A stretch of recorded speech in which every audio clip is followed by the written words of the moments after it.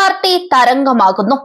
ഒരുപക്ഷെ തുടക്കമിട്ടയാൾ പോലും ഈ പാർട്ടി ലോകശ്രദ്ധയിലേക്ക് വരുമെന്ന് പ്രതീക്ഷിച്ചിട്ടുണ്ടാവില്ല. വെർച്വൽ ലോകം ഭരിക്കുകയാണ് കോക്രോച്ച് ജനതാ പാർട്ടി അഥവാ CJP. പാറ്റ പാർട്ടി, കൂറ പാർട്ടി എന്നൊക്കെ ഇതിനെ മലയാളിവൽക്കരിക്കാം.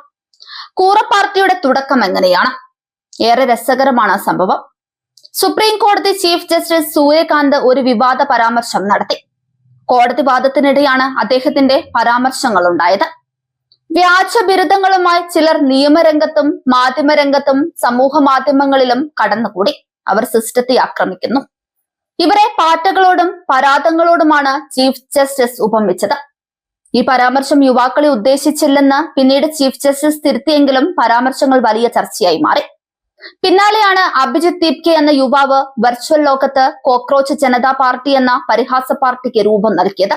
നിലവിലുള്ള സിസ്റ്റത്തിൽ നിരാശയുള്ള യുവജനതയുടെ പ്രതിനിധി എന്ന നിലയിലാണ് അഭിജിത്ത് കൂറ പാർട്ടി രൂപീകരിച്ചത്. മടിയന്മാരുടെയും തൊഴിലില്ലാത്തവരുടെയും ശബ്ദമായാണ് കൂറ പാർട്ടിയെ അഭിജിത്ത് വിശേഷിപ്പിച്ചത്.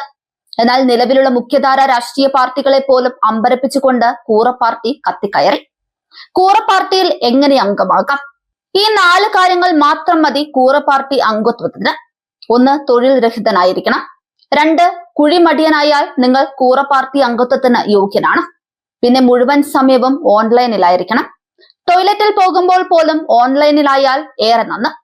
ഒരു ദിവസം കുറഞ്ഞത് 11 മണിക്കൂറെങ്കിലും നിർബന്ധമായും സോഷ്യൽ മീഡിയയിലും ഓൺലൈനിലും സജീവമായിരിക്കണം. അടുത്ത മാനദണ്ഡം പ്രൊഫഷണലായി വിമർശിക്കാനും പ്രതികരിക്കാനും കഴിവുണ്ടാവണം എന്നതാണ്. ഇത്രയുമാണ് കൂറ പാർട്ടിയിൽ അംഗമാകാനുള്ള മാനദണ്ഡങ്ങൾ. കൂറ പാർട്ടിയുടെ ഈ വളർച്ചയിൽ മുഖ്യധാര രാഷ്ട്രീയ പാർട്ടികൾക്ക് അമ്പരപ്പും ആശങ്കയും ഞെട്ടലുമുണ്ടെന്നത് വ്യക്തമാണ്. പക്ഷേ കോക്രോച്ച് ജനതാ പാർട്ടിക്ക് കിട്ടുന്ന സ്വീകാര്യത അപ്രതീക്ഷിതമല്ല. ഇന്ത്യയിൽ യുവത്വം അതൃപ്തരാണ്. ഈ അതൃപ്തിയാണ് അവർ പരസ്യമായി പ്രകടിപ്പിക്കുന്നത്. വിജയ് നയിച്ച TVKയുടെ അപ്രതീക്ഷിത മുന്നേറ്റത്തെ ഇതുമായി ബന്ധപ്പെടുത്തി പറയണം. തമിഴ്നാട്ടിലെ മറ്റ് മുഖ്യധാര രാഷ്ട്രീയ പാർട്ടികളോടുള്ള അസംതൃപ്തിയാണ് TVKയുടെ മുന്നേറ്റത്തിന് കാരണം. നിലവിലെ സംവിധാനങ്ങളോടുള്ള യുവതിയുടെ പ്രതിഷേധമാണ് ഇതെല്ലാം. ഇത് മനസ്സിലാക്കി മുഖ്യധാര രാഷ്ട്രീയ പാർട്ടികൾ തിരുത്തലുകൾ വരുത്തണം. ഇല്ലെങ്കിൽ അത് വലിയ പ്രതിസന്ധിയിലേക്ക് രാജ്യത്തെ നയിക്കുമെന്ന് വ്യക്തമാണ്.